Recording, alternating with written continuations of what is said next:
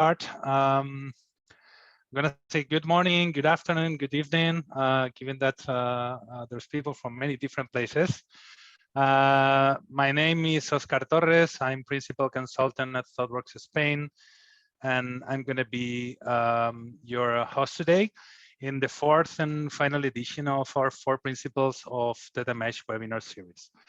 Today, we're going to be hearing about self-serve data platform in this talk brought to you by my colleagues, Emily Gorsensky and Zhamak Degani. Emily is our head of data and AI at Thoughtworks Germany and has over 10 years of experience in scientific computing and engineering research and development. And she has background in mathematical analysis with a focus on probability theory and numerical analysis. Though she also has experience as principal investigator in a number of clinical research projects. About Zhamak, she worked with Thoughtworks as Director of Emerging Technologies in North America with a focus on distributed systems and big data architecture with a deep passion for decentralized technology solutions. And she founded the concept of data mesh back in 2018, a paradigm shift in big data management toward data decentralization. And since then has been evangelizing about this concept with a wider industry.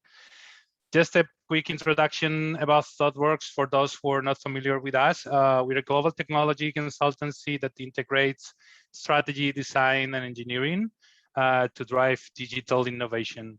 We are now, I think, over 10,000 people across 48 offices in 17 countries. And over the last 20 plus years, we've helped our clients to solve complex business problems with technology as a differentiator and deliver extraordinary impact. Just a few housekeeping rules before we start. You are all going to be muted during the session, but you can ask questions anytime on Zoom. Please use the Q&A section. It's going to be much easier for us to follow up on these questions, and we'll be addressing. We will try to address all of them at the end of the talk. And also, just to let you know that this webinar is going to be recorded, and we'll share the links after the session with all of you. Thank you all of you for attending, and I will give the stage to our speakers today to start talking about data mesh platform. Okay, thank you, Oscar, for that. For people who have really good eyesight, we have put 2 codes URLs down underneath these 2 books that I have contributed to or writing this year. And if you don't have access to our O'Reilly platform with these URLs, you can sign up for free for some time and get access to these books. And the books will be available later this year. Emily, would you like to share a few things before we dive into it? Yes, so I think that one of the things that is exciting about data mesh and what we would love to hear from you through your feedback and through discussions is how you perceive data mesh as a solution to data challenges or what opportunities it unlocks and how we can move forward with it. We are moving this data mesh idea forward in the sort of lens of a very dynamic and changing landscape of technology. I think Zhamak will get into some of that a little bit later. But what we want to do is try to bring forward some key principles, which is part of this webinar. And so I'm thrilled to be here joining Zhamak in being able to present data mesh. And if there's nothing else, I'll just jump right into a brief overview of what it is when we talk about data mesh. And we'll be talking about one of the key principles of it today. So without any further ado, when we talk about data mesh, fundamentally what we're talking about is changing a paradigm of how we are using technology and data to solve business challenges. Data mesh is fundamentally a decentralized model, but it is a socio-technical model as well, by which we mean data mesh is not just a a tool that you employ or a single pre-specified architecture that you build, but rather a more comprehensive way of thinking about how we are using data in our organizations, how data flows through the organizations from team to team, and how we can manage that flow of data in a scalable and structured way to allow us to extract analytical insights from our data to unlock value and open up new business opportunities that we hadn't previously had access to. In the next slide, please. So when we talk about data mesh, what we're talking about is less around an architectural, a pre-specified architectural model, and more around a set of encoded principles for how we build our data architectures within our organizations. Of these 4 principles, we can talk about the domain ownership, the sort of organization of our teams and our workflows around the natural value stream of data through an organization. We also talk about data as a product, bringing data as a first-class citizen in the products that we're building, thinking of it more as a product of it in its own right than just as a byproduct of the other systems and services that we are building. And then also we have federated computational governance, this process of changing the paradigm of how we are owning and managing data by decentralizing it, making it more distributed throughout the organization, but also putting a pressure on the automation and the sort of the computational nature of the data governance, so that we can have a tighter feedback cycle between the data and the processes in our governance model. In order to get to this state, this domain ownership model, this data as a product, and this federated computational governance, what we need is this principle that is number 3 here, although it's the last talk in the series that we're giving. We need a self-service data infrastructure. And really part of that data infrastructure is also a delivery infrastructure. And this is an essential technical set of capabilities that we need to build in order to achieve these other principles or to move them in closer in the direction of data mesh.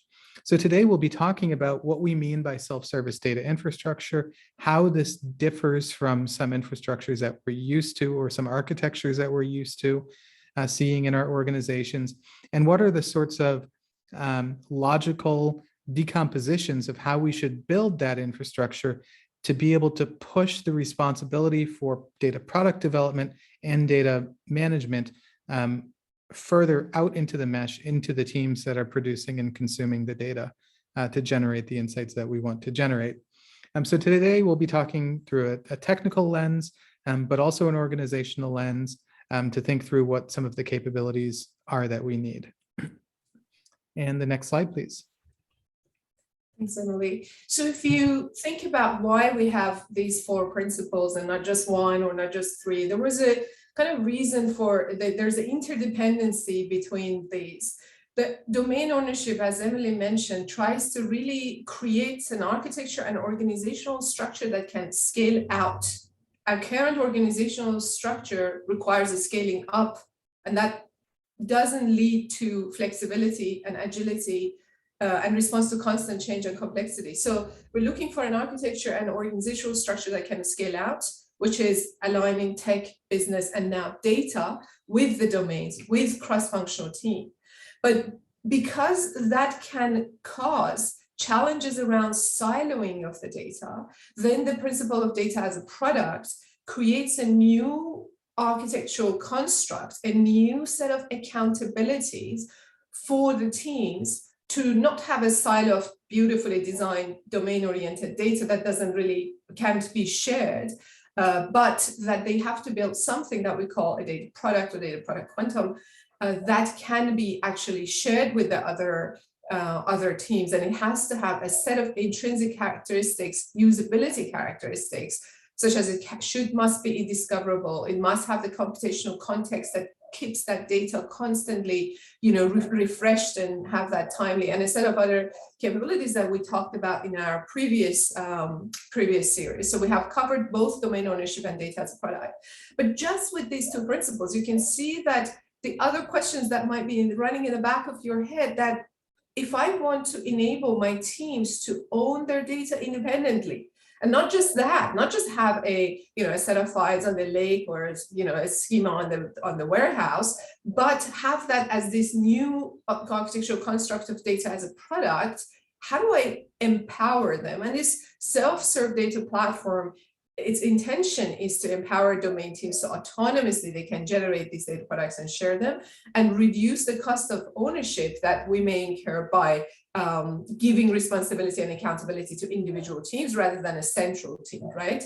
And then the governance model tries to address a different set of problems that might arise around the engagements of domains, and most importantly, interoperability of the data products. There was a question there on the previous in the chat about master data management. Can I use data mesh for master data management? If you think about the purpose of master data management, is in fact be able to have a kind of a holistic representation of our core business entities like customer, like products, like order.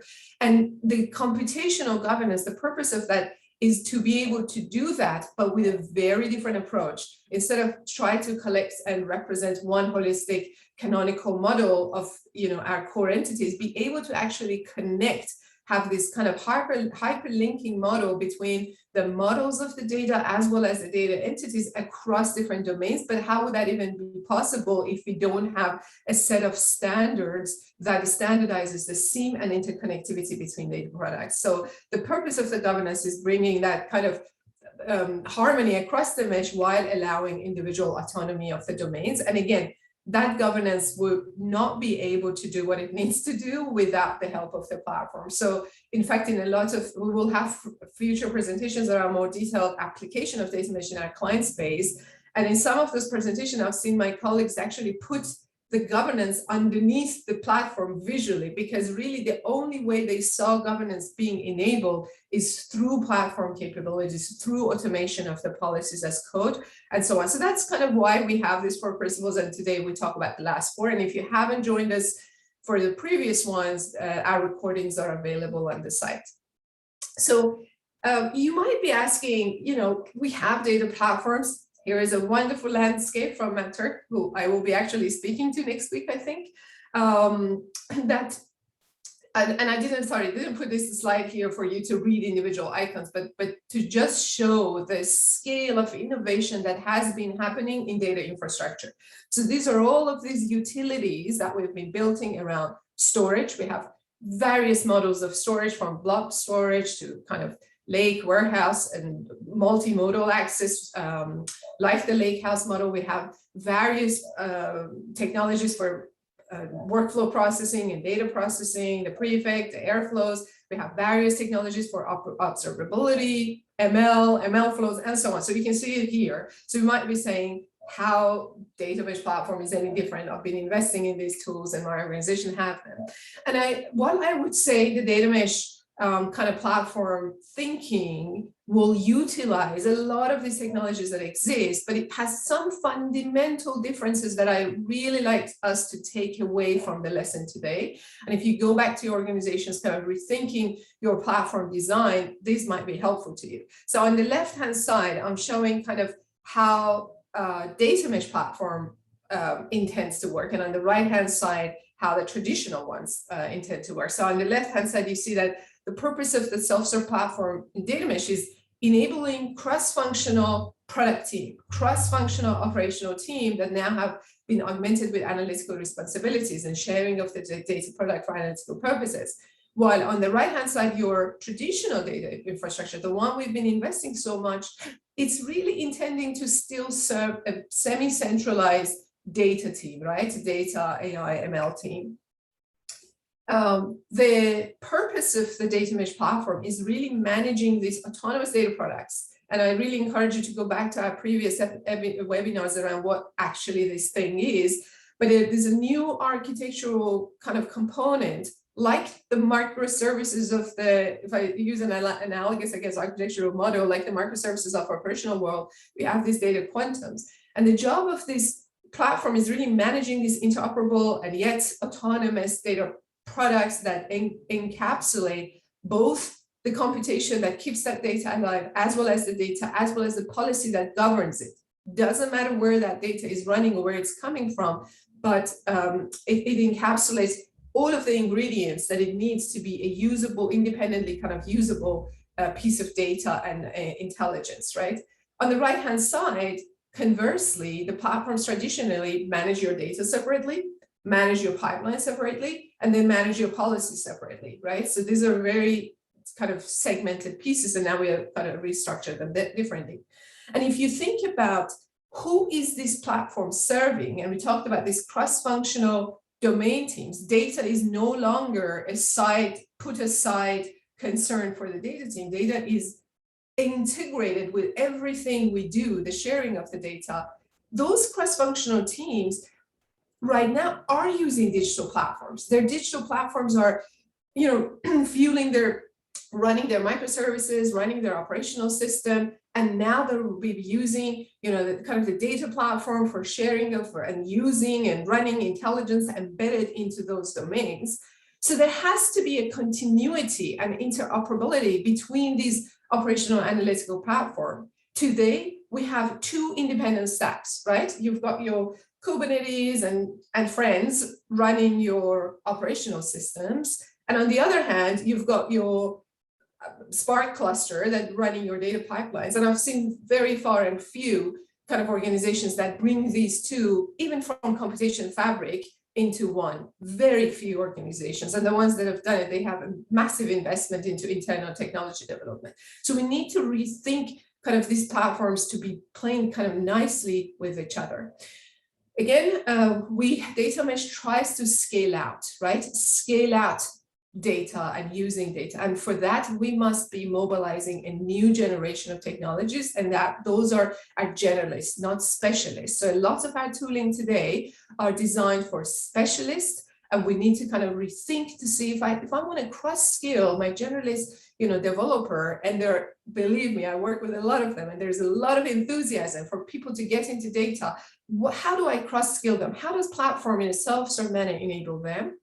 And again, data mesh, of course, favors decentralization and decentralized technologies because of scale over centralized technologies. Imagine accessing, if our purpose is accessing data that is ubiquitous and it can be on any cloud, on any, within the boundary of any organization, and enable data sharing and data connectivity, then we have to think about technology in a centralized way that it allows you to access and share information across boundaries of this rigid environments that these platforms run on, right? Bring your data to me, put it on my platform, and I give you a bunch of connectors, and that's about it. And you run your processes here, processing here. So that's the kind of the mentality we need to move away from the platform perspective.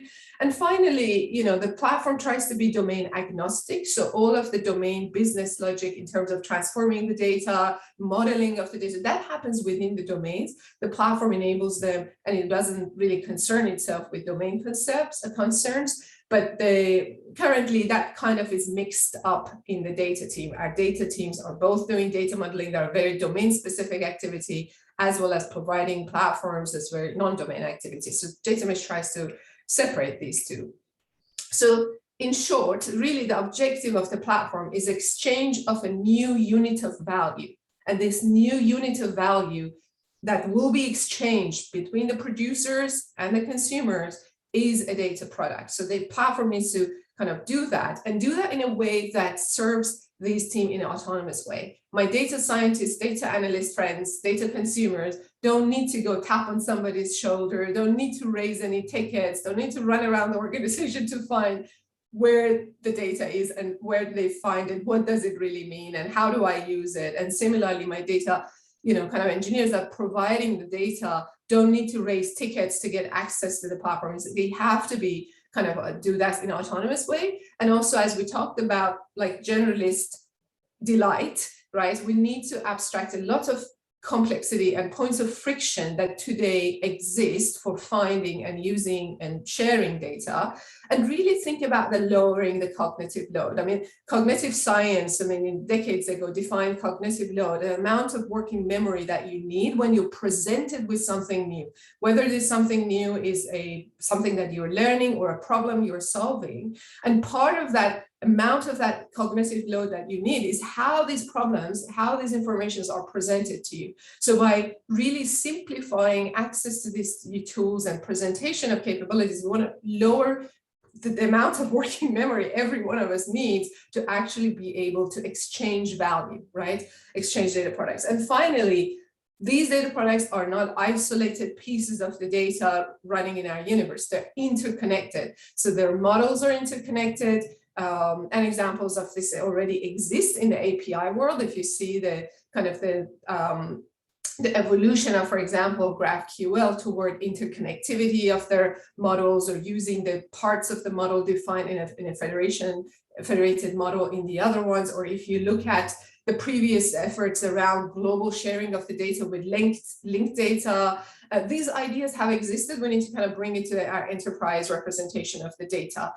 So we need to scale out by enabling a set of interoperable standards for connecting our data products. And if you did all of this, the ultimate objective on top of this kind of hierarchy of purpose is really fostering that culture of data-driven or data-oriented innovation embedded in every single team, right? In every single business and tech-aligned team, not externalized to our data team.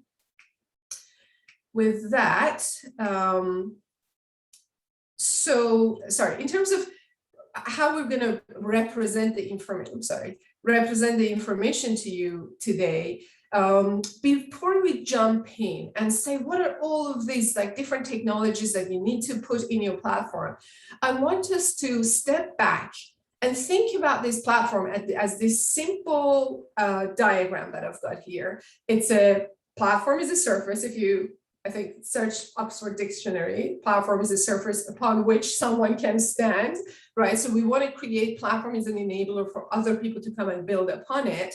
And the way, let's focus on the interfaces that this platform provides. So these lollipops are just the notation from all good old days of UML to show the interfaces that we need to provide to the users of this platform.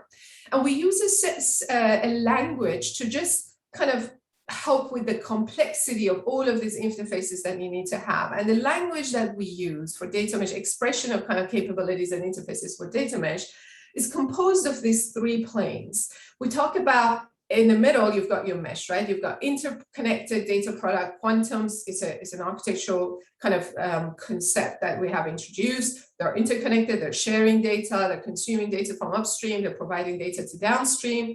But for us to enable a data product developer, data product consumer, at the level that they're just, remember, exchange of value by data product, at the level that you just talk about data product, I created one, I deploy one, I'm monitoring one, I'm securing one. If you really want to change the language and the APIs of the platform, we have that data product experience plane to elevate the experience of a data product consumer or a provider to really focus on the data product, not the nitty gritty of, oh, you know, I need a instance of, I don't know, Airflow, I need an instance of Spark. Those are the utility plane, the lower level APIs that you would need. And maybe some of your advanced data product developer consumers would use that, you know, the platform experience plane perhaps doesn't support them yet.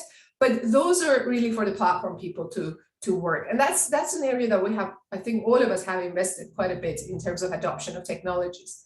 And then on the top, the mesh experience plane tries to provide a set of interfaces for operating the whole mesh, right? Let me search for a particular data product. Let me look at kind of the knowledge graph that emerges from interconnectivity of my data product. Let me monitor and observe the lineage of the data as it goes through these input-output ports of my data product. So those are capabilities built to provide a mesh level experience. But I must say, and there's a dependency between these. As you can imagine, the monitoring of experience plane depends on data product, and Emily will go through the details of how these dependencies work and what are these experience planes are. But just if you pay close attention, I did not use the word layer. This is not a layered technology or strict hierarchical or layering technology. Of course, there's somewhat of a layering dependency between them. The product experience uses utility, but these are not strict layers because anybody can access any of these capabilities at any plane. And the plane is just a simple classification of independent tools. It's not that you have one tool experience plane, right? It's just this collection of different tools that play nicely together to provide a cohesive experience for your data product users, consumers, and data product owners, right? Different personas that this platform uses. Emily, back to you. Sure, thank you.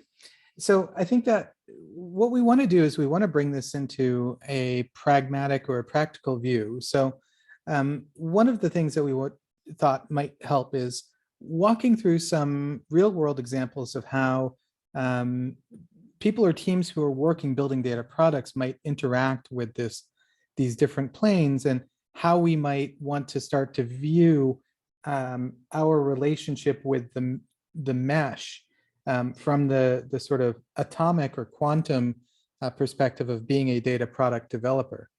And because we have different types of data products, we have data producers, data consumers, and different personas that will be interacting with the mesh. And we have a couple of examples that we'll walk through. And I'll walk through, from my perspective as a data scientist, one of the sort of ways that we can think of how to use the self-service platform. So fundamentally, as a data scientist, I want to be able to touch the data and to work with the data in different phases, right? So I want to be able to think about what I'm measuring and how. I want to be able to create hypotheses that I can explore and to use this to inform a modeling effort. Of course, with that modeling, I need data in order to validate my modeling solution, to understand its domain of applicability, all of those things. And then every modeling effort is fundamentally some effort to predict something, some state of a complex dynamical system that we can also begin to control and act upon by generating a feedback loop. So this is sort of the ultimate goal of a data scientist, is not just to have, a really cool algorithm that uses a lot of data and has like some big number of parameters that makes us feel really smart, but rather to build a product that allows us to take decisions and make actions based on a stream of input data that allows us to achieve a desired and targeted outcome. So fundamentally, we want to create some sort of feedback process here. Now, in order to do this, we need data of all sorts, right? It's not just about analytical data. It's not just about structured data, unstructured data, or anything like that. We need data coming from many, many different types of sources. So what I might begin with is, in my first phase, I need to find the right data. And so here we might start talking to the mesh experience plane, where we might have tools like a data catalog or a data lineage tool, where we can understand what data exists and where it's coming from. But more than just what data exists and where it's coming from, I also have these other higher level concerns, such as what is the quality of the data? Is it good enough to meet my objectives and my modeling goals? And what sorts of governance restrictions exist around the data? For example, is it PII, and am I allowed to use it to build a model? Or are there retention policies? These are essential questions that need to be answered early on in the process. But assuming that I can easily navigate the data mesh by interacting with this mesh experience plane, I can then start to build a data product. And what I want to do is, I don't want to start from scratch every time. I mean, as a data scientist, I love Jupyter Notebooks as much as everybody else. But in terms of the actual production process and moving things end to end and participating in a data mesh, we need more than just some exploratory tools. What we need is a product model that allows us to create the infrastructure, the wrappers, the ability to build and deploy models. But more than that, we also need platform capabilities, because in the the more advanced of a data science use case that we get, we might also start looking at more avant-garde techniques, such as deploying multi-armed bandits or shadow models into our production environment. We need to maintain multiple simultaneous versions of models and their training data. We need to be able to monitor the performance of the models, which is more complex than simply monitoring the health of a microservice. So we need to have some platform capabilities that enable us to tie together this end-to-end feedback loop that involves both an open-ended research or sort of analogous to a design phase, and a development phase that has clear and measurable outcomes, sort of the dual track development that we know from agile thinking applied to this sort of data science problem. The next slide, please. So put in another way, what I might want to do is think of how I'm structuring my activities in this sort of back and forth flow. I'm going to have code that I'm going to write to actually build the data product. So I'm going to have some code that helps me build and train. I'm going to clean some data. I'm going to define some endpoint parameters, some things like that. But I also want to be able to manage my own pipelines. I'll get into that, into what we mean by pipelines in a minute. But I want to have full control over this process, from ingesting the data from its whatever the accurate source is, to actually deploying the compiled model into a production environment. And what I want to do is to take a declarative approach to this. I want to start shifting away from the ad hoc code that we write in a Jupyter notebook, or the Python code that is very purpose-built, and move to more structured declarative formats that allow us to spin up and scale out the data product development much faster. And here we might be talking with the experience planes, the mesh and the data product experience planes. Of course, at the infrastructure level, then we also want to look at how are we going to do the deployments, the orchestration, how are we going to manage our hypotheses?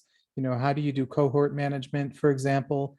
How do you look at model performance to detect model drift? All of these sort of advanced considerations, we still want to use the data mesh, because the data mesh is not simply a way to get easier access to data.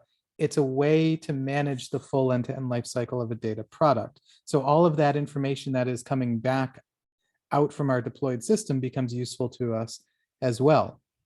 And the next slide, please. So I'll hand over to Zhamak, who will describe maybe a little bit of a different perspective here. Thanks, Emily. So Emily talks about one of the key personas who will be using the mesh, contributing to the mesh, and most importantly, using the platform. And that was the persona of data consumer, could be data scientist, data analyst, and Emily focused more on perhaps the data science part of it. The other persona is the provider of the data products, right? The data product developer. And if you think about the journey that they go through, so usually with our clients, when we start a data mesh implementation engagement, we start with, what are some of your use cases for your data? What do you actually want to do? Is this you want to, I don't know, have a better personalized experience for your customers, and you need certain models and classification of your customers, what those use cases are. And we kind of work backward, and we go from inception of these ideas, the use cases, to exploration of what sources do we need to turn and create as data products to actually enable these use cases. So that first phase of incept, explore, source is around, why do I need a data product? Do I have any good reason for it? I better have a good reason for it. What are the sources? Can I explore those? And then once you decide, okay, in fact, for this particular use case, let me actually give you a different use case so I can talk to some of the data products. Let's say you are Spotify or a digital streaming kind of company, and you want to discover who are the emerging artists in different regions of the world that are becoming popular. So if that's your use case, discovering emerging artists, so we can give them additional value as one of our main customers of our organization, Then I have to work backward and say, how do I detect an emerging artist? What sort of data do I need? Oh, I need to look at social mentions, social media mentions of this artist. We don't have that. We need to create that, right? Or maybe we have some of it in some other kind of social media scraping that we do right now.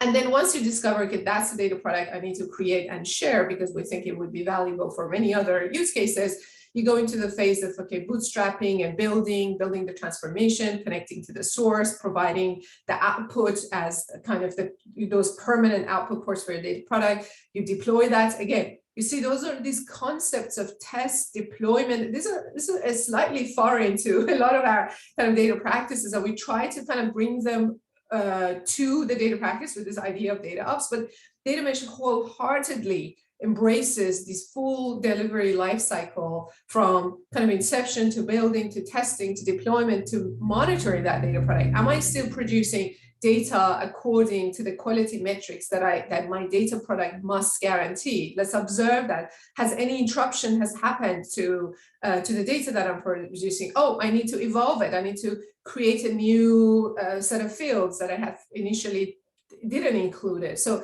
evolution, and finally, maybe nobody needs this data product anymore and we retire it, right? We archive it as a set of past data that it's no longer evolving, right? So with that journey in mind, let's look at some of the capabilities that platform can give us. So when you're in the inception, you will use this, kind of the mesh experience plane, search ability to, you will have some capabilities for searching data products. Then you will find, oh, I have this maybe social mentions in a different context. We can connect to the source. Can I connect to the source? Can I run just some queries on the source to see, can I get access to the source automatically? Run some queries to see what sort of data they have. Can I read the documentation to see, and these are, when we talk about documentation, we don't mean just a static schema, we mean like computational notebooks that actually showing you some of the properties and distribution of the data and statistical like kind of qualities of the data. Can I query that? Can I look into that? Actually, I want to subscribe to this upstream data because it looks like these social mentions constantly changing. I found the source for it. But it's changing on a stream or daily basis. Can I subscribe to that source and keep listening and keep seeing what sort of volume of the data that I get? And once I have a good understanding of, okay, I'm ready for my hello world data products, social mention data products, artist social mention data products, then I use the platform to initialize it, put the scaffolding together. So I will have a command line, UI, APIs, whatever the right interfaces for your generalist kind of data product developer. We give them an ability to initialize and scaffold their projects. That creates their repo, creates a bunch of like artifacts that they all need to have because we want to standardize certain things. They start writing the transformation code. They start writing the configuration for like where the data comes from, how do we want to serve that, deploy to various environments, run it, ping it to see if it's actually giving us the data, test it, and keep monitoring it and go from there. So let's look at this build and deploy a little bit more closely. So one of these like simple APIs I put here is that you just build and deploy your data product, right? So let's see what that could look like. So in this case, your data product developer needs to write some code. The code is the intelligent kind of scraping of the or the monitoring or observing or searching of this social media inputs that we get from various social medias and platforms, and be able to detect the mention of the artist that we want, and be able to provide some statistical information that is the mentions are growing, if it's growing where, if it's declining where, in what region, what are the patterns that we're describing. So that is your transformation code. It might be a machine learning model that you need to train and deploy, or it could be simple, kind of programmatic logic. Then you also provide this other artifact, which is a kind of the specification or manifest of your data product to say, actually, what constitutes my data product that platform can take away and provision for me. So often those things, if you have been to part of our data product webinar, that the specification or manifest describing What's my input ports? Where does the data come from? What is the policy of policies that govern access control or encryption or any other kind of retention policies that these data product need to adhere by? So let's encode those as some sort of a declarative language that the platform can then take away and say, aha, I need to encrypt this data, or I cannot retain beyond a certain number of days because that's the policy governing this, or whatever those policies are. So you need to kind of have these two inputs, your specification, some sort of declarative specification, very simple, perhaps, underlying, it's agnostic to actual infrastructure, and the transformation code, that business logic that detects, emerging artists. I evoke the deploy endpoint on my platform. It could be, again, it could be a command line, it could be a UI, however you design it.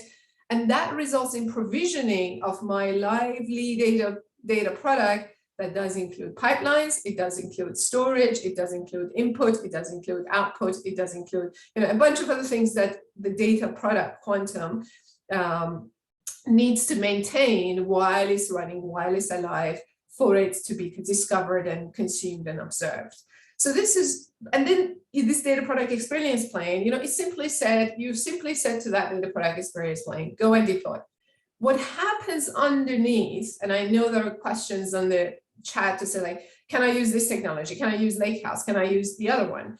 Underneath that, it needs to go and say, okay, for a bounded context of this emerging artist, just for these one data product, for these transformation, I need to actually, go and allocate an account, a resource around the lake storage or the Lakehouse storage, whatever storage are you choosing to represent your data, right? I need to allocate some form of a federated query because as part of my data product, we're running queries on multiple, as part of my input ports that ingest data from upstream, I'm running this data product is going to run multiple queries on the social media, on the playlist to just see who's added this artist to their playlist. Those are a few resources. So I need to configure that. I need to configure the pipeline orchestration, however you're designing that. So that happens at the utility plane. And there was a question in the chat that, right now from our vendors, what's missing? Really from what's missing is this embracement and shared understanding of what this data product quantum actually is, and creating that experience plane simply. So if you are embarking on this journey, you will be very likely building that experience plane, but using a lot of the capabilities that you already have at the utility plane. Emily's here. So let's dive into a little bit of talking through what might go into these various planes. And this is by no means a comprehensive view, but we want to give a little bit more structure because I see some of the questions in the chat thinking about, asking around like what needs to go into the plane, how do we build the plane? And what we want to think of is less around the plane as an object or a block that exists in some sort of concrete way, and more around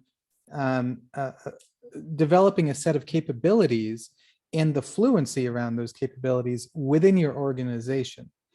So if we start with the mesh experience plane, we really want to sort of think through, why do we need a mesh experience plane? What problem is it actually trying to solve, and what components sort of belong there? To think through this, we might think of sort of the old enterprise monolith model. And this is the same approach that we see often with data warehousing or data lake architectures that are highly centralized, right? We have data that's being produced at a source, and then it's being consumed by some sort of consumer. And usually in the middle, there's some sort of quality management process or data governance process that exists that might move the data from, bronze to silver to gold, or, some sort of security model. I've seen traffic light models. There's all sorts of different sort of concepts, but typically that process happens inside of our, data platform. And the problem with this, if we can go to the next slide, is that with this view, the data consumers have no visibility into what is actually happening to the data, and they have no visibility into that actual process. So what is it that we're doing in order to move the data from bronze to silver or silver to gold, and what data am I actually getting at?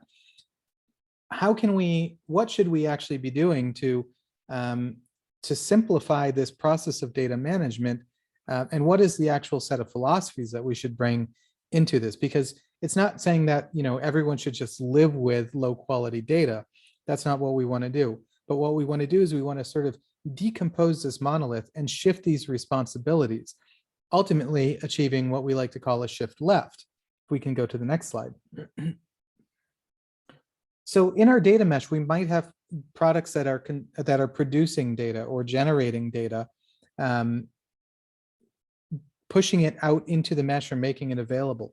We have products that are consuming that data directly, which may also then be contributing data back out into the mesh themselves, right? They're aggregating data from multiple sources, doing different types of transformations on that same data. And then finally, we have other sort of end consumer products that are ultimately sort of the leafs in the data mesh, where they are consuming data from multiple different sources, and then that data is used to, say, make a decision or run some sort of service. And each of these different consumers needs to understand what are the quality levels of the products that live before them.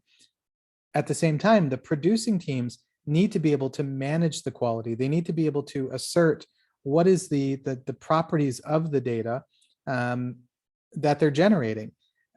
The reason that we want to get into this decentralized paradigm away from that sort of monolith is because we do know that there are issues with data. Complex systems are complex, and there will be problems with data. There will be choices that we make in engineering that say overload the value of a field, or there might be reliability issues that lead to data loss or dropped messages at some point in time. The people who know that context are the teams that are generating and managing those services. They're not the platform team that sits in the middle. And so what we want the mesh plane, experience plane, to be is a set of technologies that is mediating the interchange of this information between these teams in a standardized way through standardized interfaces. And so these arrows that you see sort of going down and coming back out are probably actually the most important things on this slide, right? We want to zoom in and think about, when I am making data available, how do I assert that the data is available? And how do I tell the data mesh where it lives? And how do I tell it, my consumers, what the quality is? How do I alert my consumers if there's been a failure, right? So the mesh experience plane is a collection of capabilities. And some of those capabilities could be tools such as a data catalog or a data lineage tool that helps us mediate these interchanges in an automated way, right? So there's a lot of different sort of tools and techniques that we could bring in. So borrowing some theory from the SRE community, things like SLOs as code. If we can go to the next slide, please. Yeah. So what we want to do is also sort of think of these interfaces as something that actually already exists, right? Depending on the state of the organization and their fluency with data, we may or may not have data catalogs that may or may not be complete. We may or may not have automated processes for obtaining access to data, doing the security checks and things like that, or auditing whether or not we have PII being stored in the right places. But the point is that there are already interfaces that exist. Email is an interface. Walking over to somebody's desk and asking them, hey, do you know where this data lives? Can I have access to it? Is an interface. What we want to do is we want to use this mesh experience plane to eliminate some of these ad hoc back and forths, to create a standardized and unified way of exchanging this information so that we prevent the sort of growth of the shadow IT infrastructure, and we prevent the associated issues with data management that come from this sort of free-flowing or structureless way of managing data and sharing data. So these are just some of the things that we might think about implementing or putting into this plane. And to answer the question of how many teams do you need, this is going to depend on how rigorous you get and how rigorous you need to get. maybe you need an entire team to manage your data catalog, but maybe you don't need an entire team to maintain a dashboard that monitors the SLOs of your data products, and maybe you don't need a team to manage the policy templates. Maybe that can be the responsibility of some other team, but those capabilities should be present. We should be building them in, and building the automated interfaces around them. And the next slide, please. Taking a similar view down into the data product experience plane, I mentioned earlier I wanted to talk about pipelines, right? So central to any sort of product development experience, we want to think in the agile continuous delivery mindset around fast paths to production. That's the way that we're able to build products. We want to build them incrementally. Now, the fun thing about being a data scientist and working in ML ops, I think some people asked about ML ops, is the word pipeline has like 4 or 5 different meanings, right? We're talking about CI/CD pipelines, we're talking about machine learning pipelines, we're talking about data pipelines, right? But fundamentally, these are all the same thing, even though we use different tools for them. A pipeline simply takes some sort of input material, applies some sort of transformation logic to it in some sort of sequence of potentially parallel operations, ideally implementing quality gates or automated checks in that flow, and then emits some sort of transformed artifact out the other side. So in a data pipeline, we have data in, data out. In a machine learning pipeline, we take in data and model building code, and then we usually emit some sort of compiled model. And in a CI/CD pipeline, we usually take code and other possibly binary artifacts, compile that into a deployable service that we then run in some data center or publish to some cloud, right? So all of these concepts are fundamentally the same. And so what this means is, and if we can go to the next slide, that the data product experience plane should be fundamentally, we might have jumped past, yeah, if you can actually go back 2 slides. Yes, there we go. The data product experience plane is fundamentally an effort of facilitating the continuous delivery of our software and our data product, right? So this is the foundational capability that we absolutely must have within the data mesh concept, because we cannot get to this self-service state if we are not working along the principles of continuous delivery. And so there, if you read the continuous delivery book, or you look at the continuous delivery website, they name 8 principles. But here I highlight the key 3. One of them being, you build it, you run it. That applies to data products as much as it applies to software systems and services.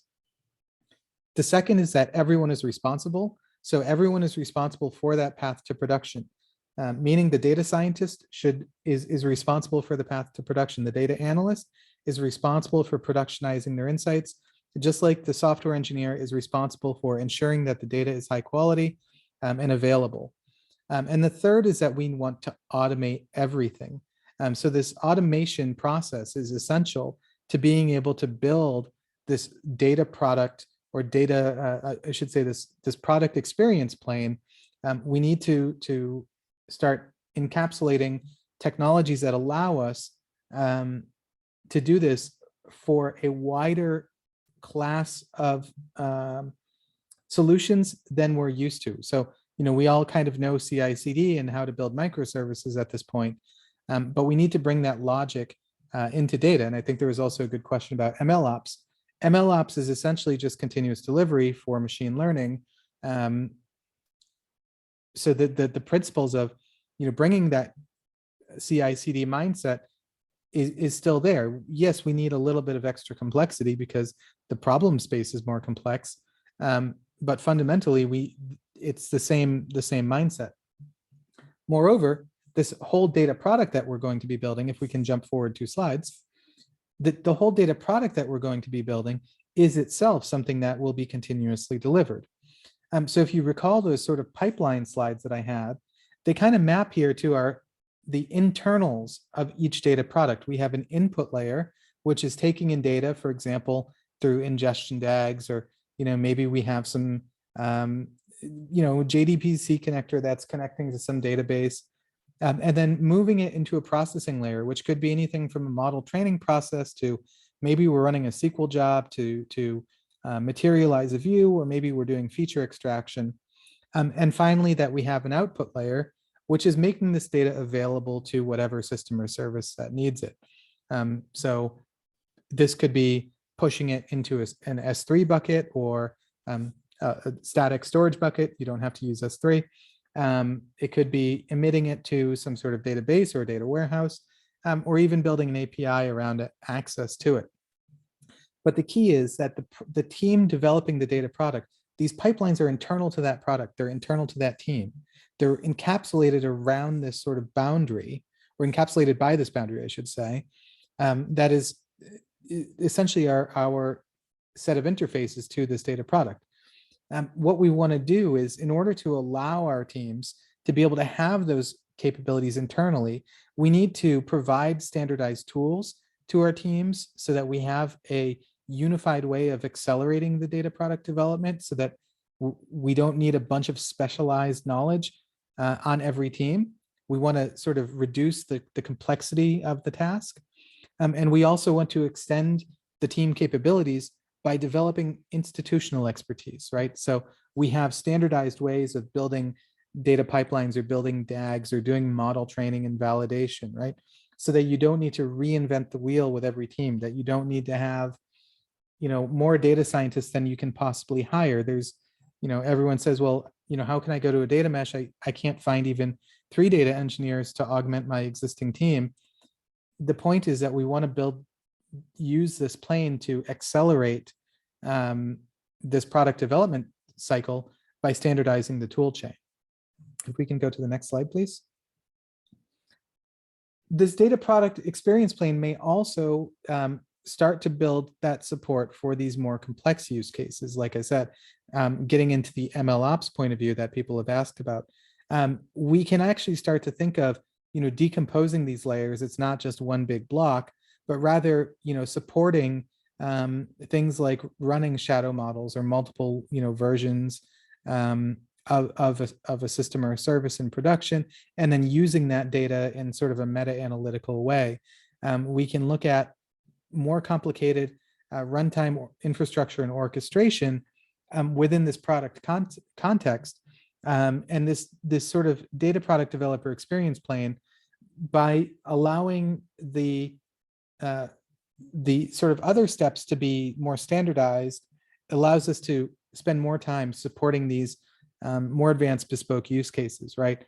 So what we actually want to do is move our teams to these more advanced use cases to make more advanced use of the data, to scale out the data. I saw that there was a question there, to scale out the use of the data so that it is driving value beyond just the purpose that we are collecting the data for, right? So we want to be able to be able to build data products that have that pushes towards reuse of data in more and more advanced ways. The next slide, please. So what do we need in this product experience plane? Fundamentally, these are technologies, and these are technologies that help us build data products. And this is not the sort of final story. Some of these technologies may go down into the infrastructure plane.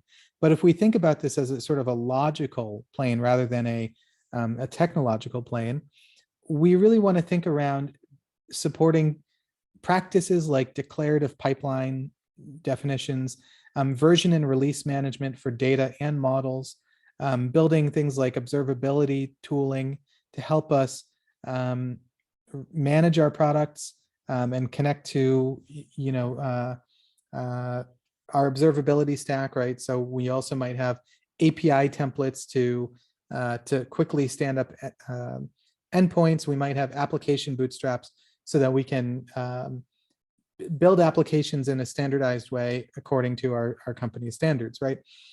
So these are the types of capabilities that we might want to put into this plane. The reason that we call it the data product developer experience plane is because we really want to focus on the developer ergonomics, or the developer experience itself. We want to give them tools that make their job easier to work with data, assuming that they can find the data because we've done a good job with our mesh plane. Now this is how do we actually build the actual data products themselves. On to the next plane, please. So the final plane is the sort of utility plane. And this is where we're going to find our sort of general purpose infrastructure. There were a couple of people who asked earlier about, what is the view on data warehouses? Can we make the data warehouse extinct? The answer is maybe, but really what we want to do is think of this as a decomposition along domain boundaries. Data warehouses and data lakes have our capabilities as much as they are infrastructures. And there's some of these capabilities that, may still have a role in the future, right? I'm not saying that you need to delete your data lake tomorrow and then build a data mesh, but we might want to think of federating the way that we use these technologies, shrinking their domain of responsibility and encapsulating them around much smaller domains. Maybe it's better to have multiple smaller domain-specific warehouses or multiple smaller domain-specific data lakes, I use loosely, than it is to have one big one, right? Bring your own bucket models are something that we've seen used very successfully, where you can stand up a storage solution that allows you to share data, but it still integrates automatically with the governance tooling. So this is pushing the technology into the domain context rather than in the platform context. The next slide. We also want to think in this plane that we might have general purpose capabilities that we can't fully decentralize or federate.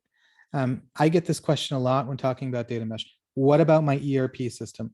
How do I deal with the data that I have that lives in Google Cloud or G Suite or something like that? We've actually seen use cases, quite a few that are like this. And so it's not about completely eliminating these systems from your technology stack. Rather, it's about minimizing the amount of sort of the surface area that we have to interact with them. And so some techniques could be building source aligned products that serve as extractors for specific data to pull the data out of these systems and then put it into the mesh. I had a really good example with a client. It was an e-commerce client where we were looking for a sales calendar. So when certain promotions were being run in certain countries, because we could see it in our data, we could see it in the transactional data, but we couldn't reconcile the actual dates when we wanted to look historically. And what we found was that this data was actually maintained as a Google Sheet living in their Google Drive. And so we actually had to connect through the Google API to this sheet in order to get access to this data and build a pipeline that was able to support this, because it would change, and it was being changed by people who were not in the technological context. They were like, sales and marketing professionals who were just trying to update things based on the calendars that they found and the agreements that they were making with, certain distributors or whatever. So we needed to sort of have these connectors, and it didn't necessarily make sense to try to build an entire domain around some of this. So we actually just tried to build connectors that could move this data into the data mesh in sort of a unified way. And the next slide, please. So with these sort of foundational capabilities, the utility plane is about sort of the nuts and bolts that we need to actually run and operate the data mesh. So we have everything from our general purpose computing, like our Kubernetes clusters, to our special purpose or high performance computing, everything from Spark clusters to even GPU instances that we might want to start to build out into this sort of utility plane. But we also want to think about, how do we live with our legacy systems? How do we live with, operational data stores that aren't going away anytime soon? We also need to put into this plane things like, cost management and identity management, for our data center or our cloud, networking, And then also, basic capabilities like storage or security policy management. These are the things that we don't really want our product teams to focus on. We just want them to be able to use them and to use them seamlessly. And so that's what goes in sort of this foundational utility plane layer. So the next slide, please. So when describing these planes, I try to describe them as logical sort of groupings rather than like firm fixed blocks, right? These capabilities, you might disagree and say, I think that CI/CD is actually more of a utility plane because we have a centralized CI/CD server, and every team can just set up their own sort of namespace and pipelines within our CI/CD server. Fine, I'm not gonna argue with that if that's your perspective. In fact, I've built that myself. The idea is that we want this to support the growth and the evolution of the data mesh over time. And as we get more and more complex use cases, we want to be able to support them with more and more complex sort levels of technology. So you don't need to start by building, you don't need to say, okay, if I go to a data mesh, first I need to build out all of these tools. Please don't do that.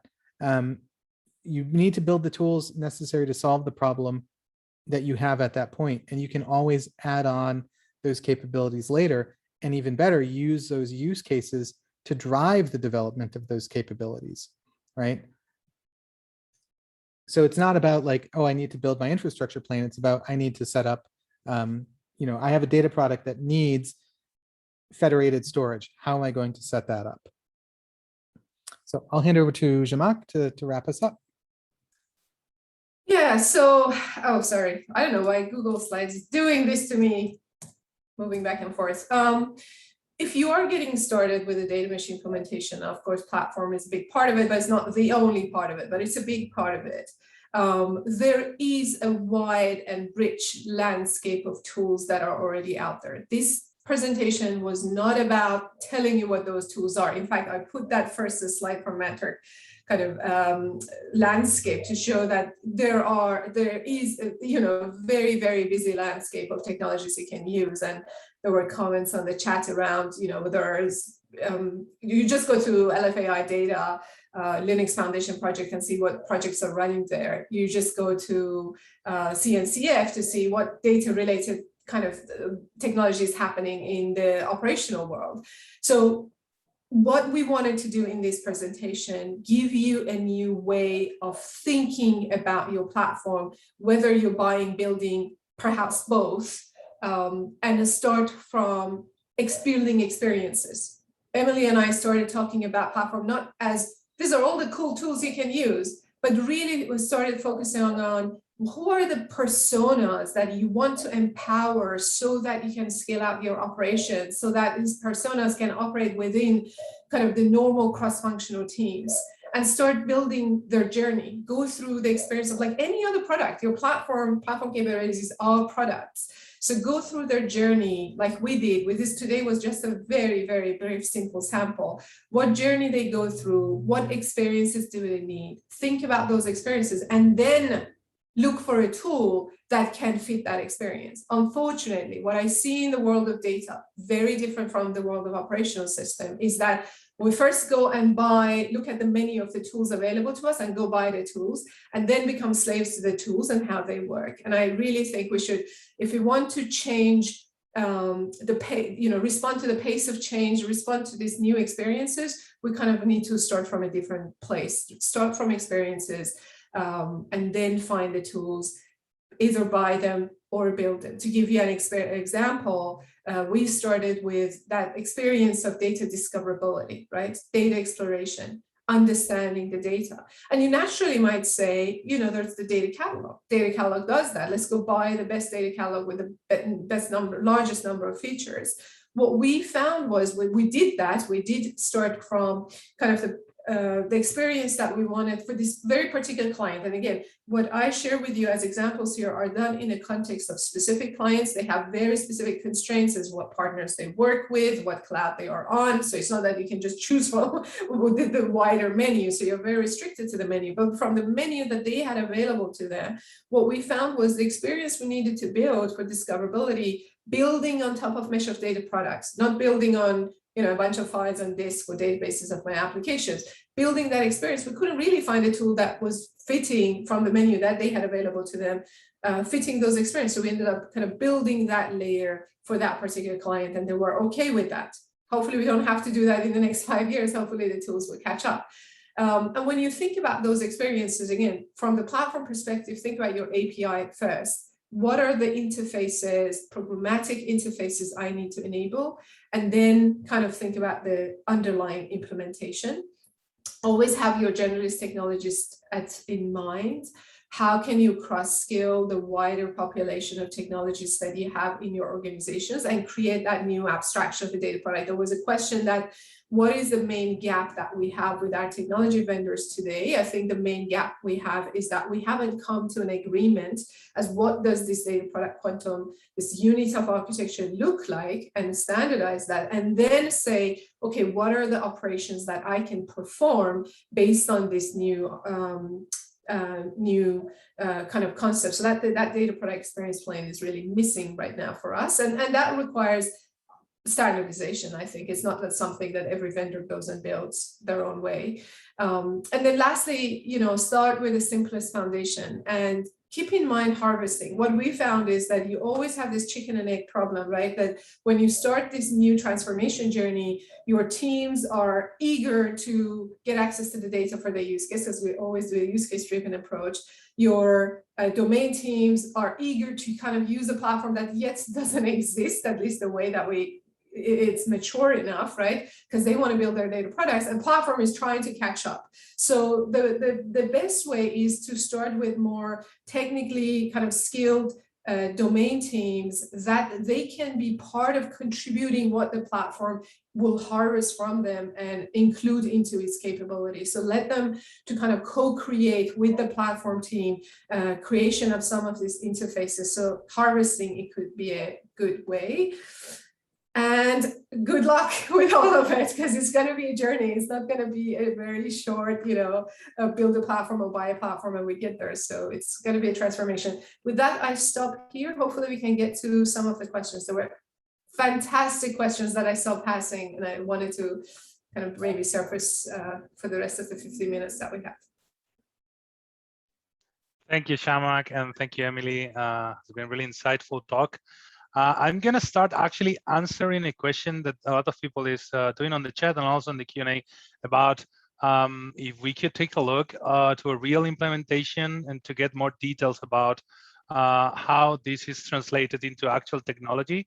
We already answered in the chat, but I just wanted to reinforce next month, in 1 month more or less, there will be another talk as part of this series about lessons from the trenches in data mesh. I think Zhamak, you're going to be there too, and some other of our colleagues talking about a real implementation. So I think we dropped the link in the chat. Anyway, I'm gonna drop it again. So if you wanna register and see a bit more of data mesh and how all these theory links with actually a practical implementation. Having said that, yeah, let's take a look to the questions. There's a lot of questions, and I would like to start maybe with a simple one, which is it data mesh a solution that fits for all types of companies, or maybe it's something for bigger architectures and big companies? This is something I actually am getting questioning recently a lot. That's a good question. I will add one more thing to that question you asked, which is this the right solution for all companies at this point in time? So time really matters. Where are we in that time scale? We're really in the innovator adopter of a new approach. So we're still in the phase that the people would adopt the technology, have both the personality and attitude and capability of taking risk, discovering for themselves, building some of the technologies that don't exist. So as a starting point, if your organization doesn't fit into that lead adopter or innovator adopter, or a business unit within that doesn't fit, so it doesn't have to be the whole organization, where you try to start adopting it doesn't fit into that innovator lead adopter persona, so you just want to wait till everybody else tried and now there is a tool off the shelf you can buy, now is not the right time for you. The other part of that answer is that the reason data mesh came to exist was to respond to complexity of organizations that have a lot of moving parts, and those moving parts could be many diverse sources, many diverse use cases. What we find is even, so as a starting point, there is a complexity that comes with the implementation, but it has to be kind of proportional to the complexity of organization you're in. So if your organization is just running a few reports, operational reports and sales reports, and that's pretty much all you want to do, and you don't have this kind of ambitions to have ML embedded into every feature or every other feature of your products or optimizing your workforce or whatever it is you're trying to do, you don't have those, I don't think this mesh is right for you. What we struggle with, for example, a lot of our clients are large. They do have the complexity of the sources, many different domains, even many use cases, but yet they don't have the aspiration of embedding intelligence and using analytical data in every domain. So what we struggle with is that incentive, that internal incentive to say, I need to share data because I need to use data for my own purposes within domains. That just doesn't exist, and it becomes a sledgehammer to no, you shall share your data, and because really, really hard for teams to buy into this vision if they don't have those goals still in the domain. So unless you fit into a different category, complexity, aspirations around data, and also technological kind of commitment, wait, perhaps this is not the right thing. Emily, anything that you would add to that? No, I think that you have it right on. I think also, because a lot of the data mesh sort of foundational capabilities are things around like CI/CD, around establishing this sort of highly agile way of working, highly distributed way of working. It may not, you might actually be able to get a benefit out of the data mesh right away, but you may still need to invest first in those capabilities and that and building up those tools and those skill sets and that fluency with that way of working, because it can be a lot to go from a very centralized way to a very distributed way in something as complex as data. And I definitely wouldn't do it if you have monolithic architectures in non-data systems, because you really do need to have, I think some of these notions of like reliability, of decentralization, of individual responsibility for production, of domain ownership, those are things that are really complex to get right. And I think data is just, it adds an extra dimension that makes it a lot harder for you to try to diagnose why something is going right or why something is going wrong. So I would say that even if data mesh is a good fit, if you don't have those capabilities, that's your starting point is like CI/CD. Yeah, completely agree. If your tech and business domains are not aligned, and yet you want to align your data, it's going to be a very long journey. So there has to be an agreement on business and tech alignment in place. So related to that, so let's say that we decided that the data mesh is a good fit for our company, for our needs. There's also some questions about change management and how we should be adopting this paradigm. And for example, there's a question: can we put a traditional data warehouse as a consumer of this new data mesh? This will be a conflicting paradigm. And how would you recommend to approach these processes? Yeah, so we're talking about transformation and the role of the data warehouse in that transformation. So the transformation, like any other transformation, yes, it requires change management. It requires a program of work that is both incrementally adds more capabilities, adds more domains into the mesh, and as well as in an evolutionary fashion, matures your kind of capability of your data product lifecycle management or your platform. With that, your question around data warehouse, where does existing data warehouse fits? I would say data warehouse as an architectural component where you put data in, where you model data, canonically and put it in there and provide SQL kind of access across it. It will no longer be your central data warehouse, whether it's multiple of them or many of them. They will not have a central role to be the endpoint for people to come and get access to the data. The idea of the mesh is that incrementally you're creating peer-to-peer access to the data in a kind of a mesh fashion, right? I can go to many sources or one and then compose them however I need to use that data. However, in the interim, the role of that data warehouse could be still, as you incrementally create these domain-oriented data products and go to the source, you will still have, in the interim, some use cases sitting on top of your warehouse, perhaps, but try to move the warehouse to the edge away from the center. So, decide what reports you still want to keep in the warehouse, and that warehouse essentially becomes a consumer for a set of particular kind of reports that you have.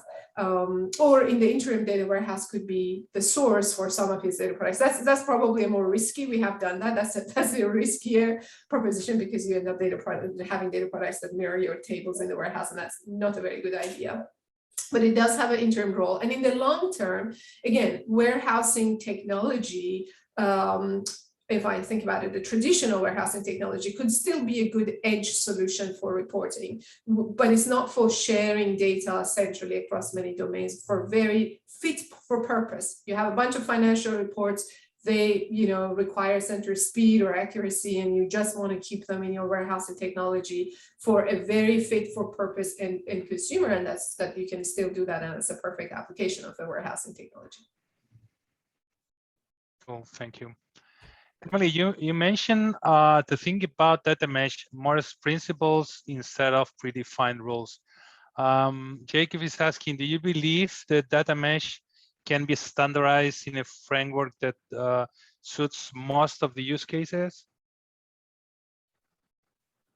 I would need to understand what you mean by use cases. So if you mean use cases within your organization, then the answer is that, yes, you should be standardizing in frameworks to meet those use cases internally. If you mean more, can we standardize the data mesh approach or come up with a framework that meets most of, say, our client use cases? Probably not, because every client is different and every company is different, and every sort of, even if you look at the same company at different points in time, it's very different. What we want to do is come up with a set of ways of interacting with data, deciding on standardized ways of how to exchange that data, and then building up that framework that makes sense within your organization. So you might decide that you are going to go with some sort of streaming first architecture, and you can probably do that, no problem, as long as you're setting up those principles for how those data product teams are going to be contributing and consuming data from that architecture, setting up the guidelines, providing the knowledge and the training. Because what will happen is, if you don't actually create those sets of standards and principles, then teams that need data that can't interact with it in the way that you envision are going to get that data in some other way. They're going to set up shadow IT. And that's actually what we see in organizations, whether it's because of a streaming architecture, because of a security concept, or whatever else. We see that people are blocked in getting access to data, and so they find other ways to get access to data. And then we lose control over how they're using data. We don't have any faith in the quality of what they're using data for, and we also lose sight on the spend and sort of the monitoring the value of that data as a result. So we actually do want to create some sort of standardized frameworks for doing that, and then starting simple from like a set of core use cases, and then growing that out as we go. But self-service only works if you have standardized ways of working with it. I do hope that this was, I guess, one of my wish lists, and that it's in the next 5 years, some de facto standards and conventions evolve that enable some of those kind of address some of the hairy problems of data sharing in a standard way, encoding fine-grained access control to policies in every single data product. So we need at least a minimum set of standardized frameworks to enable the interoperability. And I really hope that in a de facto way that the new standards will evolve. Well, we have just 1 minute left, so I would just like to say you thank to both of you, and on behalf of Thoughtworks, I would like also to thank all the people that joined us today, and just finish saying that have a lovely day or evening or morning, depending where you are, and I hope I will see you all in the next session on November. Thank you, everyone. Thank you so much. Bye bye.